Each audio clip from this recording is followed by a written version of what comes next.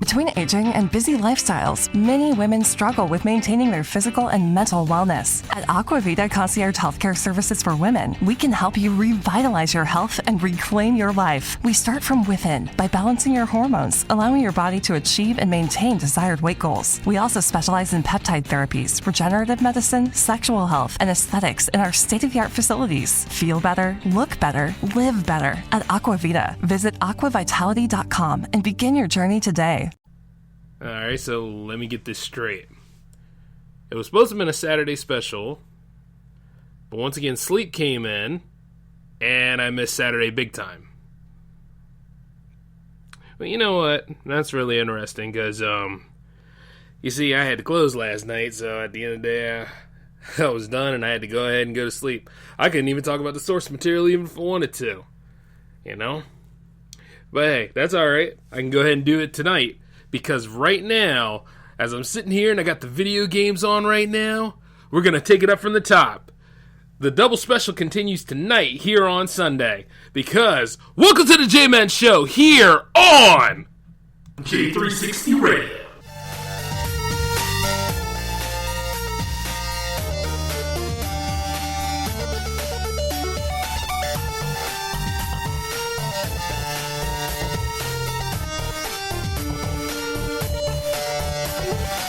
Introducing Carvana Value Tracker, where you can track your car's value over time and learn what's driving it. It might make you excited. Whoa, didn't know my car was valued this high. It might make you nervous. Uh-oh, market's flooded. My car's value just dipped 2.3%. It might make you optimistic. Our low mileage is paying off. Our value's up. And it might make you realistic. Car prices haven't gone up in a couple weeks. Maybe it's time to sell. But it will definitely make you an expert on your car's value. Carvana Value Tracker. Visit Carvana.com to start tracking your car's value today. Lucky Land Casino, asking people, what's the weirdest place you've gotten lucky? Lucky? In line at the deli, I guess? Aha, in my dentist's office. More than once, actually. Do I have to say? Yes, you do. In the car before my kids' PTA meeting. Really? Yes. Excuse me, what's the weirdest place you've gotten lucky? I never win and tell. Well, there you have it. You can get lucky anywhere, playing at LuckyLandSlots.com. Play for free right now. Are you feeling lucky? No purchase necessary. Void where prohibited by law. 18+. Terms and conditions apply. See website for details. Hey, what's going on, J360 Legion, and welcome to the J-Man Show for episode 92. Yes, it is time to go ahead and get into it, y'all. I mean, it's been one hell of a interesting weekend, I'm telling you that right now, because the source material I got covered, or what I went through this weekend, is going to be taken care of in episode 93, so you got a lot of juicy stuff to look forward to. But tonight, however, instead of focusing on movies, and instead of focusing on the dysfunctionality of society in general, we're going to go ahead and do something a little bit different. See, I remember telling you all that the PowerPlay was coming back this year, and it did to a little bit. I mean, you did get some playthroughs of Onimusha 1.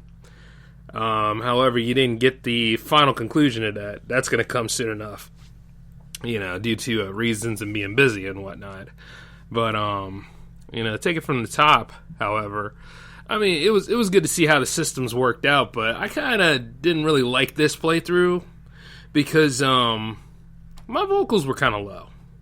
So I'm going to go ahead and do like a couple of tests here and there, so just be aware of them. But you see, the PowerPlay is a big part of J360 TV, so that's what these little tests are for, man. So I'm going to get it right, and, you know, we'll pick it up from the top. I'm not going to play it through Onimusha again, though I wouldn't mind. It's debatable, because you see, you know, it is what it's going to be.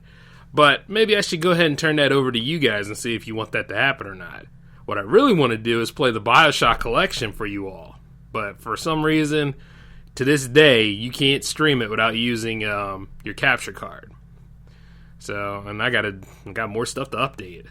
So, as of right now, you know, that's going to be on hiatus for a little bit until I get everything all figured out. But chances are, it'll all work out in the end. It usually does.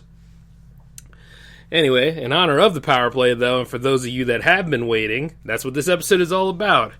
And man, there's been some pretty interesting stuff. I mean, who would have thought what all of their things involved in web searching, arts and crafts, and basically just anything on the internet nowadays, not to mention email that we all use, and including YouTube. Google is finally creating their own console. And it's pretty much just cloud computing. I mean, at best, it's called the Stratia, once known as Project Stream, and it's going to take on console giants such as Sony and Microsoft. Which, by the way, Sony's not making an appearance at the at E3, so yeah, that's kind of weird. And then they're going after the PC gaming industry, and then they're just also fighting against the live stream platform known as Twitch. And they're going to say it's a game changer. It'll consolidate the entire gaming process and hosting, distribution, and advertising. So if anything, this stuff is like if you buy it, it's going to be on a cloud or a server, and then you'll go ahead and you'll play games day to day. That'll, it's just going to consolidate everything all in one. I mean, that's interesting. I mean, I could see it working for their idea and some of these developers out there, and in a way, it could connect everything in the gaming industry. However, I just always wondered this. Doesn't Steam do the same thing just about? Doesn't it, sort of. No. You got to be on Steam. You got to download Steam in order to use it. But since Google's in everything, and it's going to run on the Google Chrome web browser, yeah, it's going to be just about everywhere. And it says it's supposed to come with a standalone controller in a bundle that will be cheaper than the $400 consoles we became accustomed to. It's doing some big talk here, because it wants to be the Netflix of gaming, from what it says. It'll offer a library of games that they can choose from, begin to play with just a click, no downloading or installation required. And the servers of Google will run the game, send the visual output through the internet at 4K resolution, 60 frames per second, and 8K, which, by the way, I don't know why you would even fool with 8K right now, but then again, certain people have the ability to do that. But, you're talking about the GU teraflops here, GPU. I mean, the thing about it is I haven't even seen this thing come out yet, you know what I'm saying? So, while it gets a little techie here on this article I'm reading over at Inverse.com, it's interesting to see when this all comes down, because, as you can go ahead and announce these things, and as you can go ahead and explain what the prototype can do, there is the idea of what the final product can deliver. Can it deliver on time with all this stuff that they're saying? Because we were supposed to get something from Atari, too, not too long ago, right? Wasn't there supposed to be, a cloud-based gaming platform for that, too? In addition, that you could develop for it, and you could also use it to create certain games. I mean, I was wondering about that way back in the day, because that never came out. And then there was another gaming console that was supposed to come out, too. But since Google is trying to step in and do all these things, it's going to be interesting to see what they come up with, because allegedly they're supposed to go ahead and top all the other consoles. But just because it's supposed to have all that new tech and everything doesn't mean that it's going to be successful. Remember, the Jaguar was supposed to be the first 64-bit console back in the day, and and 3DO was supposed to be the future of gaming too after the 16-bit, and it just didn't work. So it's it is what it is. But see, right off the bat, they didn't even talk about when the release date will be, but they said it's going to be sometime in 2019, so you figure maybe it'll probably be fall, wintertime if that's the case. But then again, if they're going to work on and delay it, they'll probably delay it till 2020, because that's just how it goes. But, as per usual, not to be outdone, I think Sony is going to offer streaming services for comparison, because you still got PlayStation Now. As far as I'm concerned, this is stuff that's not even fully worked out yet. So, if anything else, I'm just okay, welcome to the console party, but still, at the end of the day, it's nothing any different. Because I've seen a lot of Google products that, that push the envelope a little bit, but they don't exactly deliver like they're supposed to. It's kind of like how they're digging themselves in a hole a little bit on that. I will keep an eye on it, though. I will go ahead and invest a little bit into it, if I'm really interested. But right off the bat, I'm just looking at this because it deals with gaming. And, it seems like everybody wants to be that killer app nowadays, They want to be the killer app regarding entertainment. They want to be the killer app regarding dating. They want to be the killer app regarding, networking. And after a while, you just look at it from time to time. Yeah, sure, you talk a big game, but it's the same thing. It's the same end result. It always depends on what the consumer will use it for.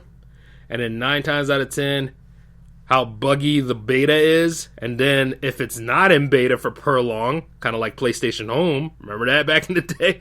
That damn thing never got out of beta. It got better to a point, but it never got out of beta. But when you take a look at certain situations like what this is supposed to be, you don't even know the projected price of it yet. It's just like, well, it is what it is. It'd probably be a nice dream, I guess, but there's no finality to it yet, so it's still open and up in the air. But I ain't worried about it. However, until then, we all still got Steam, so we can use that for a while. I know this, I play a lot of my Sonic games on Steam, and then sometimes I go ahead and I just play them here on the PS4, and luckily I still got the traditional PS4 and PS3, PS2 still around, because, sometimes PS4 just doesn't work with you sometimes. Especially when it's PlayStation Network getting punched around and shut down all the time. I remember, didn't it have a couple of hackings not too long ago, because, certain situations, people couldn't even get online, or they couldn't play certain games like Anthem. Anthem was pretty much just a brick, or one way or another, you couldn't get anywhere with the servers in Anthem. A lot of people went to Apex though, so it's alright, you know what I'm saying? They go over to Apex Legends, or they go back to Overwatch, and the Battle Royale games are gonna keep thriving no matter what. But I'm glad I didn't invest in Anthem like I said I was gonna do, because the jetpack almost won me over, but then it turned out that, the people that you fight against. Okay, for one thing, it reminds me so much of Destiny. But on another thing it's the enemies you fight against, your jetpacking and everything is supposed to be the selling point of the game, but half the time, they're firing, and they take you out at that moment and stuff like that. It's you don't even need that jetpack pretty much. I mean, I'm thinking I could do death from above and everything, and you can to a point, but it's certain things that they shoot you at, it shuts you right down, and you gotta wait until you can get unparalyzed in order to use your weaponry again, and that's what kind of kills it with me. And I'm like, nah, I'm just gonna stick to the old school for a little while, because right now nothing has appealed to me yet. Keyword yet. And I still got to go ahead and build the library up a little bit, because there's some things I missed out on, due to other properties and priorities.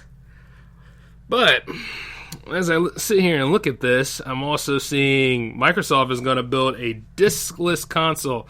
Now, despite what console you're a part of nowadays, because hell, everything's connected now. If anything, they should make it so that every person that has an 8th generation console can battle each other. Some cross playing, you know what I mean, cross console playing. They tried that with Fortnite. Now that I think about it, and I think it's doing pretty well, because with the PS3, gotta get my PSs right. With the PS4, you can battle against somebody on a PC. You can battle against somebody on a Switch. And I think you can battle against somebody on Xbox too. I'm not for certain. I think you probably can battle all around with that now. It should have been like that from the get, because everybody sits there and talks about which system is better all the time. Hey, it's all a matter of preference, really. It's what it's always been about. But for me, it was always, damn, I'm still hitting the table. 92 episodes in, still hitting the table. But for me, it was always a preference when it came to, how many games are released, how often am I going to use this thing, and do I have the right TV now? Because I don't mind upgrading my TV after a while. Like this one I got right now currently, it's not a 4K. I like my 1080p, so if any of y'all sitting there laugh and say, oh, he's still in the old ways, you know what? Yeah, I kind of am. Because sometimes I wish I had a CRT TV, so I go ahead and play some regular Duck Hunt. That would be nice. But getting back on the subject here, they're not Sony's not attending E3 next year. Actually, this is on the Torrent.com, this article I'm reading from, and they're going to go ahead and they're going to do, this is not going to be in the Scarlet family, which is what that S stands for. It's actually going to be the next gen console. It's going to not expect it until 2020, but in 2019 they're planning to make a diskless system, and there's going to be a disc to digital program. You'll take your physical copies of your games, and you can turn them into a participating retailer for a digital download. And they say that this is supposed to be to lower the price for the hardware, which costs about $300 to buy into the buy into the Xbox One family. And they're looking to lower that price by possibly as $100. New console price point is expected to be $200 or less. Well, I mean, after a while, you kind of know that the new consoles are going to, like, right there in the shadow somewhere. I think PlayStation 5 has a design now. Not finalized, but they're always having something new that's going to come eventually. But the whole thing about this diskless stuff, that's where the market is going. It makes me wonder this, though. Is GameStop still in trouble? Because I know for a while there, they were, like, looking for a new owner, weren't they? So, and, you know, GameStop's good because sometimes you go there, you buy your used games. Like, I love buying the used games and stuff for, like, whatever I need. But then I also like going to the flea market, too, so I can get things much cheaper. But, you know, it's just, it's interesting because, I mean, I see the way they're just trying to move forward because, I mean, they're just now getting on this bandwagon because, see, a lot of your standard workstations and stuff, they don't even have the optical drive anymore, so is there some way that gaming is kind of late moving forward, or is there some way where it's like, you know, is what it is? I mean, because for me, from my final point, I like having a disk drive. You know what I'm saying? Because sometimes that blank media is just good for me. I don't have to worry about, you know, popping out that low-end memory card or whatever they have for me, the storage that they have for me, and go ahead and doing brain surgery for it, putting a whole new one in there, and making sure I did it right, you know what I'm saying? Whereas, like, I don't have to invest in cloud computing or their server and stuff, because basically I just don't trust cloud servers, believe it or not. You know, because I just realized this, if I'm throwing that up there, chances are everybody's looking at it, like if it's a certain script, or it's like certain things that, like, props that I have for, like, certain movies, and no, not those kind of props, by the way, but certain props that I have, you know, I don't want people, like, looking at it and be like, oh, you know, oh, we see what you got there, oh my god, what are you doing research on this for? Because I'm a writer and I write books? I mean, let's be real, you know, little things like that when you're, on your drive and stuff like that, and then you got everybody looking in there saying, I wonder what he's into. And the next thing you know is you're on an FBI list and you don't know why you were there. You know, little things like that. But while I'm sitting here doing the show to you, forgive my stammering, I'm playing Sonic Spinball again because I want to see if I can break my old record like I did last time. So I'm doing it all from the top, from scratch. I'm going to try not to use, you know, last time I actually used the hard setting because I had it on fastest. So maybe I can keep on working with that for a little bit. But hey, despite what other people say, you know, this is a very underrated game. This is like one of the best games in the series when it comes to Sonic. And Sonic's going through some transformation too, because I seen the picture of, it's supposed to be a movie, right? So, seen some pictures of him, and he's, yeah. Well, actually, I mentioned this before on the show. Yeah, I've seen that design. Well, just to remind y'all, and I'm sure some of y'all can't forget, that design where it's like, is he wearing Nikes or something? Because those are not his shoes, and he doesn't have gloves on. Now, I know some people will probably be like this, well, it's supposed to represent some realism. I mean, I'm sure the design crew had a good idea for it, I'm guessing, because some of them probably played Sonic Unleashed over the weekend, and they were like, hey, I kind of like the werehog aspect. Let me go ahead and make that happen. And they did a good job. They did a good job. He looks buff as hell. But then you sit there for a minute and you're like, yeah, this is not the Sonic I care for. I think Yuji Naka said a couple of things about this. That I wish they would put gloves on him. Like, you know, he's not saying that they did a bad job. He's just saying that's just not the way he envisioned Sonic. So, you know, it's little things like that. I mean, this is a movie based on a property. Like, it ain't no different than, like, when you look at your favorite comic book film or, you know, your favorite novel being turned into a movie. Like, you may have some concerns. You may wonder what they have cut out and then how they design it for simple aesthetics. Like, you know, like they took some of the classic movies, not classic movies, some of the classic novels like The Three Musketeers and Robin Hood, and they gave them more of a steampunk-esque feel. They did the same thing with Beowulf back in 1999 with Christopher Lambert. And see, a lot of people didn't take to those because they just didn't represent the classics well. And you see, because of this this Sonic design, it makes you wonder, are they even trying to do something good so that, they can make something out of this property? I mean, who knows? Maybe it's him in personality, just like the, Teenage Mutant Ninja Turtles when they had their whole thing come out. A lot of people didn't like the design of the TMNT in those movies. But even though their personalities were there, and they were pretty good films from what I saw. I mean, think about it. I'm 32 years old. I've had my Turtle movies. Now, granted, number 3 and, that CGI one wasn't a good end to that original lineup, but... I just look at it from time to time. I'm like, we could have had a strong set of sequels to it if the, Moral Guardians didn't get involved and mess that up. Like, TMNT 2 had so much potential.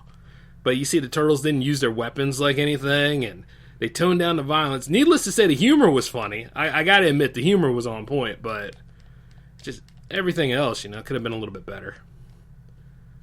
Though, it's like, little things like this, going back to the Sonic movie, I'm just hoping, because, see, I mean, they got the right person to do the voice for Sonic. They got the right person to be Eggman. Jim Carrey. The Mask himself. Smoking! But, I'm just like, hey, whatever, you know what I'm saying? Because sometimes, as many times as I've told people that I've seen outside, and when I go to work, I'm always like, as much as I like to see a A-list movie, as much as I like to see a movie become a blockbuster and make a whole lot of money, there's times I just want to see some schlocky crap. There's sometimes I just want to see, a movie that's so bad it's good, Especially with that big A-lister budget behind it. And you see, like, some movies, considering like those based off of video games in general, they work with what they have. And you can tell, like, at the end of the day, I'm not going to say, like, anything made by Yui Bowl, because, some of his movies are just, they're just there for you to laugh at. Like, all the Blood Rain films, for instance, like, every single one of them were just made for the laugh at. And, did he do Alone in the Dark too, now that I think about it? Yeah, like, all of those movies were just there, they're based off of the IPs of great things, but they weren't that good, and they didn't represent well. And who did House of the Dead, now that I think about it? See? Never had a chance. But, going back into Sonic, though, I just hope that it's entertaining, and I hope that kids actually enjoy it. And, I'm going to be right there. I'm not going to criticize it like anything, because I really don't want to. It's all about, for me, especially when it comes to video game movies, how watchable it is. You know what I'm saying? It might have a strong premise, despite, what they've done aesthetically. And who knows, he might get his gloves later on in the movie. Maybe as a token of friendship from that cop he's supposed to team up with, which, by the way, they always have to do that with the character, right? They have to get him to team up with a human because that's the human element. That human is supposed to represent us, Even though at the same time, some of us don't even like it when Sonic interacts with certain humans, like Chris Thorndike, for instance. Yeah, Sonic X, Sonic X had so much potential because, Chris Thorndike just pretty much stole the spotlight from Tails. If you really think about it. But I like the meme that's floating around because they're showing, like, pictures of how Sonic looks, and then they're showing the pictures of some screwed up looking Muppet that kind of looks like Tails. So I love that. It's funny. It's funny to me. But, and while we're on about Sonic for a little bit, I would like to see Sonic 3 get re-released. Come on, Michael's been dead for 10 years. And despite what happened regarding Leaving Neverland, which I think is a biased piece of crap, and I think there's more to it, and I still have reasonable doubt on what Michael did, because everything came back, not guilty. So, and all this stuff going on now where, like, I think Robeson went on record to say, you don't have to mute Michael Jackson, you just have to be aware of pedophilia out there. And it's like, yeah, but years ago, Robeson said that he was innocent, but that's the basis for another episode, because I can go ahead and talk about Michael for a while. But going back into it, Michael actually helped make the, Michael Jackson actually helped make the music for Sonic 3, and due to licensing issues and woes, we're not getting that new Sonic 3 like we need to, like a remastered version, and I mean a complete version, not just like half the game and then you wait for the other half of the game to come out. so they could make you think like it was 4 games. No, it was actually one complete game, and they should re-release it as one complete game. Like Sonic 3 and Knuckles, for instance. And I just look at it from time to time, and I'm like, you know, a lot of the kids from the 90s would love that. Like, this whole Sonic collection that I'm playing right now, well, not even a Sonic collection, this whole Sega Genesis collection, it's incomplete without it. It needs that, you know? Like, from time to time, it's just like, you know, so even then, no matter how many times I buy this collection, because I plan to get, like, a contemplation collection for every single system I buy, you know, so it for whatever matters, you know, for, like, any single one, it's like, I'm not going to get all the games from my previous collection when I was a kid then, right? You know, even though Gunstar Heroes is on here, and even though all of the Streets of Rages are on here, and there's supposed to be a 4th one to that, so, you know, I'm excited. I'm excited, because it seems like Sega's trying to get back to where it was. Because, you know, they're starting to remember, like, some of their old lineups. So as they keep releasing these things, chances are, you never know, they might respect the IPs and give them their shot.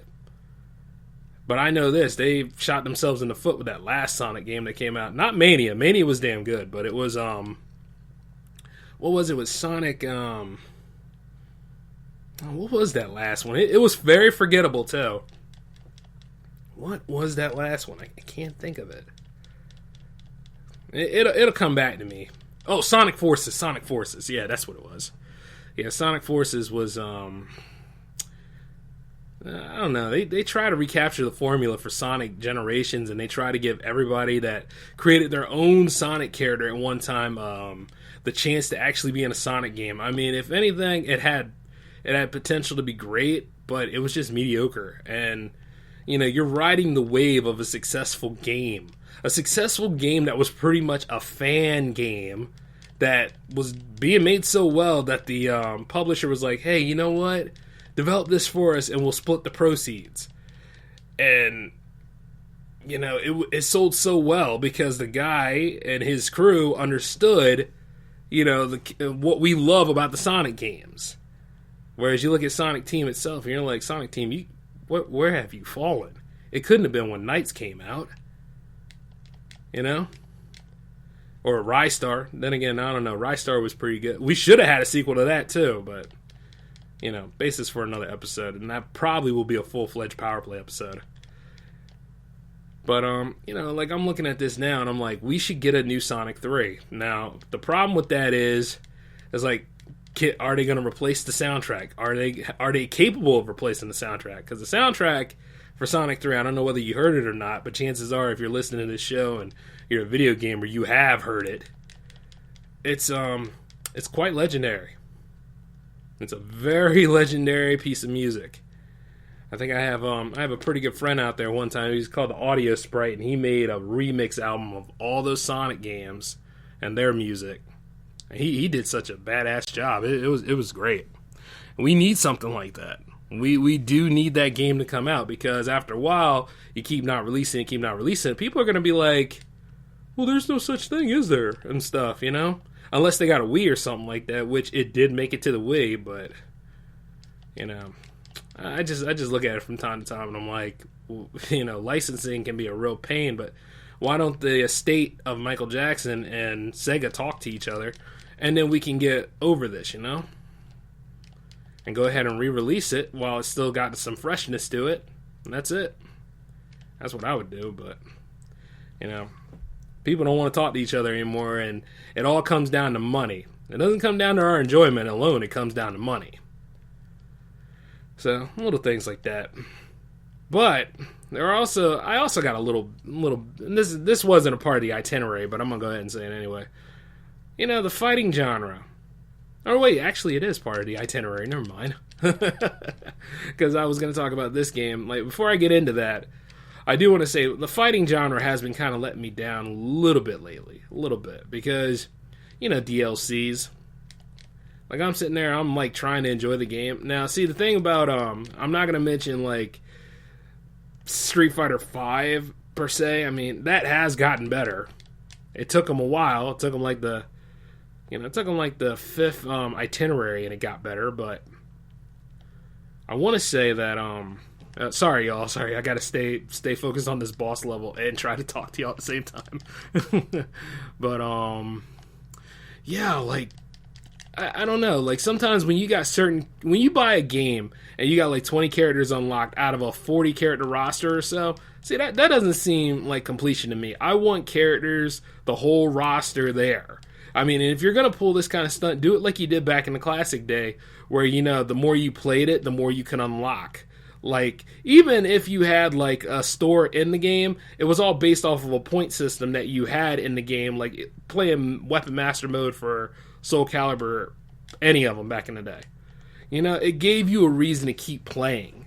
Like, sometimes people think, oh, you know, multiplayer is, like, what you need. Multiplayer is good, but, see, a lot of people don't want to be online doing fighting games all the time. They want to go ahead and have the both experience, where it's like the single player experience needs a little bit more to it, like, you know, like challenge mode, and then there's times where they take the versus mode out of the game, you know, and it's like, no, this is not how it's supposed to go down.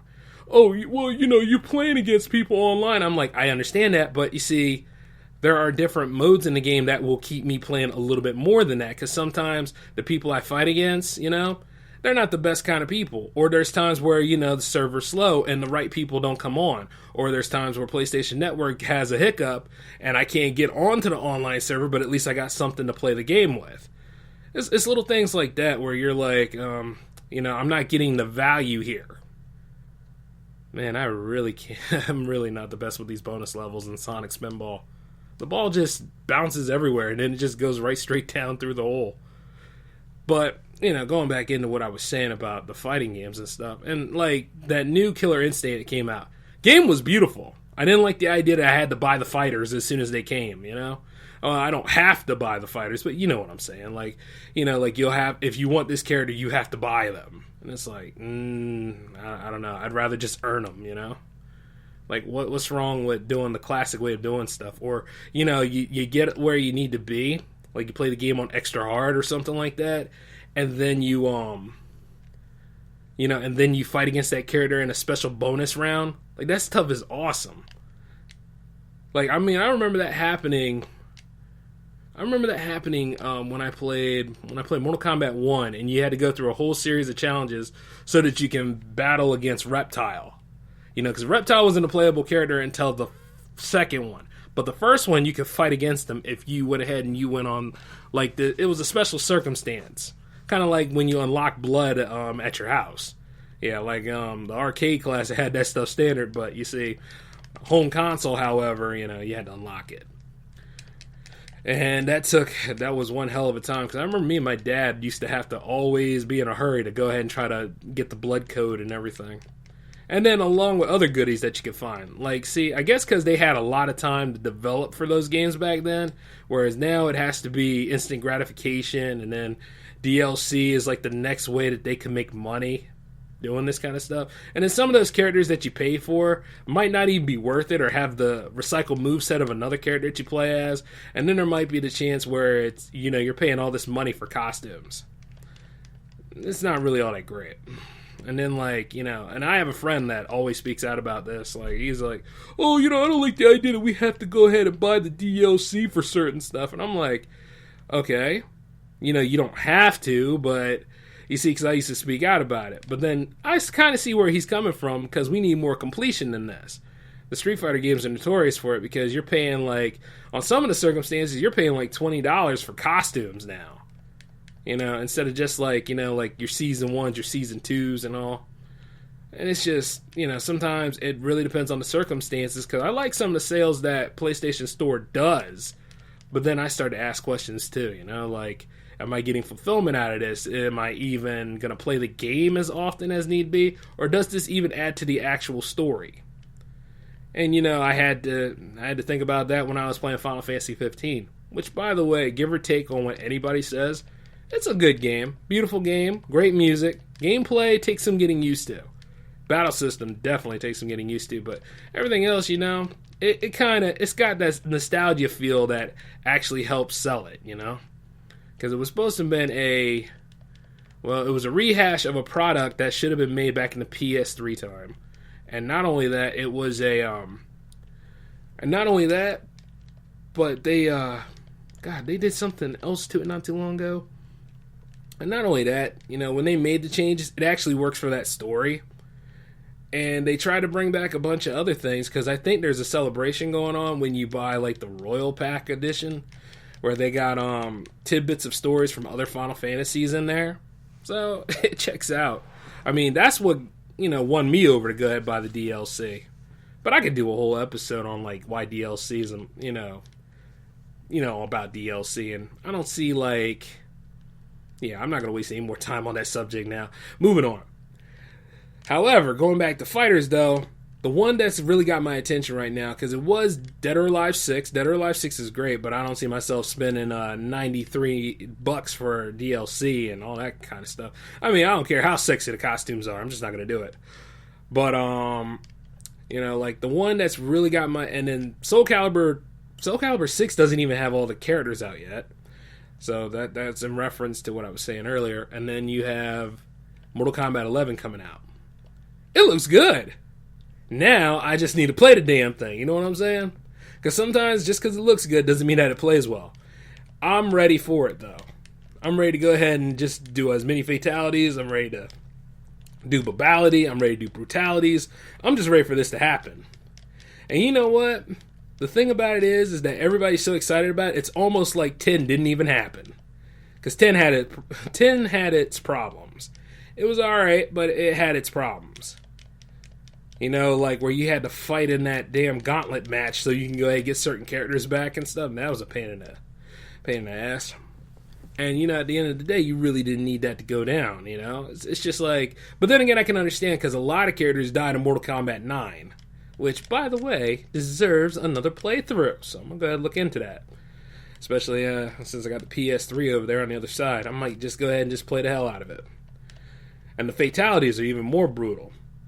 I'm wondering if they got rid of the X-ray system or not, because sometimes, that can be kind of cheating. Like, say, if you are beating the hell out of somebody and then they manage to get enough on that life bar so they can go ahead and do the X-ray to you. I'm like, damn it. I'm not in the mood for this. That's not the way it works. But apparently, though, it's not cheap, because if it wasn't, they wouldn't have, It's cheap, yeah, but if it was illegal, they wouldn't put it in the game. You know what I mean? That's what we used to say when we had, like, J360 game nights around here. We kind of do from time to time, but, it's not the way it used to be. But, it's just interesting. Like, I'm looking at this stuff now, and they got Cassie Cage back. They even brought Johnny Cage back, and, he just as wild as he was in the first one. Man, I'm excited. And then, you got Scorpion. Of course you got Scorpion. Who am I kidding? He's practically the damn mascot. But I'm looking at Noob Saibot, and I'm like, damn! I mean, I'm sure some of y'all seen, his new fatality, I think. Stuff is interesting. I need to get a 4K TV sometime soon. Yeah, I know what I said at the beginning of the show, but come on, let's be real. Sometimes it's okay to update. Especially when you see how glorious that blood is. Yep. Not politically correct, y'all. I need violence in my life. Now. But I'm sure, some of y'all got some games you're looking into. I know I still need to catch up. I gotta get the Crash Bandicoot re-release. Yeah, I know I'm late on that. And I gotta get Spyro's re-release too. The Spider-Man game kind of kept me busy for a while. Damn. I can't lose. I'm in the boss level again. I don't know. Maybe I could beat this game tonight. I got nothing better to do other than just, oh, shit. There it is. Oh, never mind. I'm still good. But, as I go about saying this, though, back to the show. Yeah, see, I was racking up my points. I got 20,000 so far and an extra ball, so game's still on tonight. But, as I look at these games around here, I don't see no announcement of another Sonic game, though. Wait, no, that's not true. Sonic Racing. And then they're supposed to be re-releasing Crash Team Racing. And then I still got Burnout Paradise. I don't know if any of y'all play Burnout Paradise, but if you guys ever want to make an appearance on the PowerPlay, though, just to compete or have some fun, just let me know sometime. Courtesy of the J360 email, that would be j360productions@outlook.com, or send me something on the hotline where it's 240 903-1634. You guys can chat and talk to me anytime I do this show. Like whether I'm producing it live or like after you hear the episode when you download it. Anytime you want to. It's entirely up to you. But this is what I get for multitasking because I'm leaving in a lot of gaps in this episode. But hey, like I said before, not all of them are going to be winners, right? So, you know, as I'm sitting here and I'm just trying to rack up and beat my old record. And I will beat it. I'm going to do it tonight. I got nothing better to do. Hell, I should just go ahead and power play this one. Matter of fact, yeah, why aren't I not doing that? Nah, don't get your hopes up, guys. This is just a quiet game session right now. But it's going to happen, though. I probably will try to do the J-Man show and the power play at the same time just to see what happens. It'd be a fun experiment. Why not, right? But other than that, though, I think that's all I have for you right now in this episode of the J-Man show, except for... No, that's not what I have for y'all. No, I got more. I heard they're supposed to be rebooting the Mortal Kombat movies, too. I'm thinking this. If they do, nothing's going to be as classic as that first one. That second one, however, yeah, I wouldn't mind something else to that. That's why they made that series on TNT where it took place before the first movie, you know? It doesn't take much to go ahead and make a bad sequel, but I just hope that, you know, you can make a strong... try to make a strong sequel, if you can. But I think somewhere along the line, they kind of ran out of money, too. But, you know, you want to see something that's going to go ahead and that's going to make and sell that movie that you're off the principle and the property that you're spinning off from, you know? And the Mortal Kombat movies, well, the first one was brilliant. The second one, while cheesy, it's on my guilty pleasure list. Oh, it's bad, but it's so bad it's good. You know what I'm saying? It's just like, everything here is wrong. Like, especially when you either look at the lore or you just look at the way the movie is represented, and you just see how Shao Kahn is pretty much a bastardized, mama's boy at best, because he's doing what he can to please his father, and we all know that we don't even know if the man even has a father, let alone what Shinnok's trying to do, because they just shoehorn him in there. You know, of course, I brought this up on another episode too, but I looked at it again recently and I was like, man, the 90s were a happening time. Because you could get away with anything. Anytime that you could think that Shaquille O'Neal was a great actor, or you could think that Independence Day was ridiculous in its concept, it was the 90s. And that's just the way it was. It made Will Smith into a household name after a while, after his show, that is.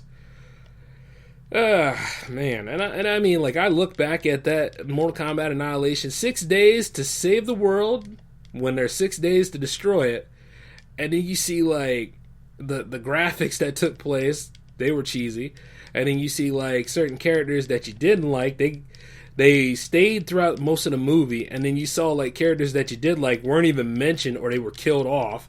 Like, Cabal and Stryker were mentioned, which they were both of those guys were actually my dad's favorite character in Mortal Kombat 3, and they were just mentioned and they were killed off. It was like, well, how do you like that? So I would have liked to see them in that movie, but then again, I would have liked to seen a better movie. So if they do reboot these things, because everybody says that everything deserves a reboot, if they do reboot them, just, you know, like, just have fun with it, yes, but try to give it to something that can actually satisfy martial arts fans.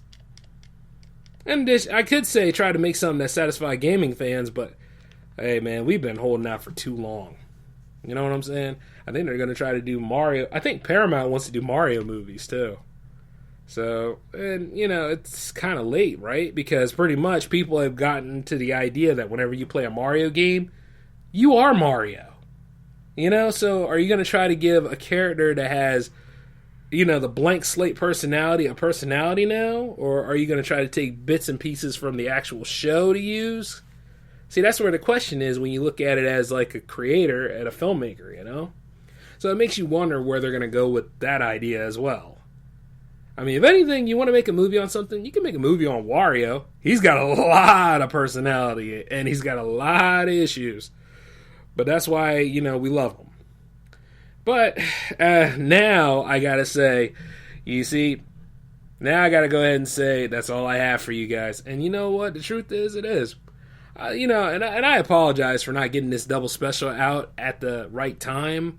But, I kind of did, because I got it out here where I'm energized and I'm enjoying myself, and, and y'all didn't get me going. So, it's a win-win situation, y'all. Speaking of which, there is a mini bite coming tomorrow. For those of you, we're going to get back on track with everything. There's going to be a mini bite on Monday, and there's going to be J-Man Show episode 93 on Wednesday. So you got some things to look forward to. Now, for those of you wondering about the Cyclone, I'm going to go ahead and reiterate. The Cyclone is on hiatus for right now until, I want to say, the NBA playoffs. Then we're going to go back and we're going to bring that show in.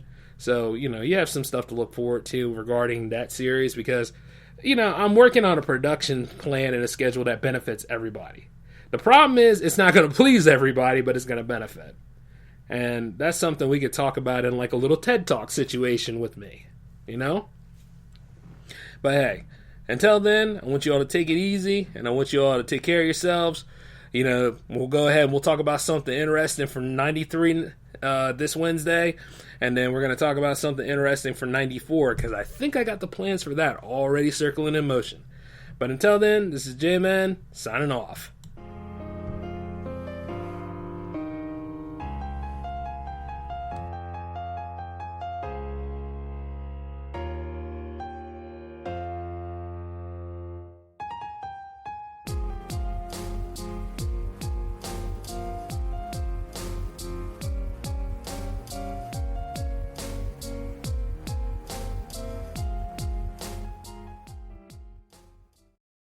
With Lucky Land Slots, you can get lucky just about anywhere. Dearly beloved, we are gathered here today to... Has anyone seen the bride and groom? Sorry, we're here. We were getting lucky in the limo and we lost track of time. No, Lucky Land Casino, with cash prizes that add up quicker than a guest registry. In that case, I pronounce you lucky. Play for free at LuckyLandSlots.com. Daily bonuses are waiting. No purchase necessary. Void where prohibited by law. 18+. Terms and conditions apply. See website for details. Judy was boring. Hello. Then Judy discovered ChumbaCasino.com. It's my little escape. Now Judy's the life of the party. Oh, baby, mama's bringing home the bacon. Whoa, take it easy, Judy. The Chumba life is for everybody. So go to ChumbaCasino.com and play over 100 casino-style games. Join today and play for free for your chance to redeem some serious prizes. ChumbaCasino.com. No purchase necessary. Void where prohibited by law. 18+. Terms and conditions apply. See website for details.